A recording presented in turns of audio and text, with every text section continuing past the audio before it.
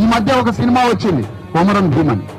ఆ కొమరం భీములో జూనియర్ ఎన్టీఆర్ పాల్గొని మన పేదల భూముల గురించి, మన పేదల భూముల హక్కుల గురించి, కొమరం భీము పాత్ర గురించి ఆ సినిమా తీసి 2,000 కోట్ల రూపాయలు మన పేదల దగ్గర కొల్లగొట్టిపోయారు ఆ సినిమా వాళ్ళు. నేనేమంటానంటే ఈ భూ పోరాటంలో జూనియర్ ఎన్టీఆర్ రావాలని కోరుతా ఉన్నా ఈ వేదిక మీద నుంచి. నువ్వు నిజంగా హీరోవా? నువ్వు నిజంగా హీరోవా? నువ్వు నిజంగా హీరో అయితే, బొమ్మ హీరోవా, బట్ట మీద ఆ గుడ్డ మీద కనిపించే బొమ్మ హీరో అయితే నువ్వు బొమ్మ హీరో అని ప్రకటించు. లేదా నిజంగా హీరో అయితే ఈ ఆదివాసీల యుద్ధంలో నువ్వు వచ్చి పాల్గొను అని కోరుతా ఉన్నా.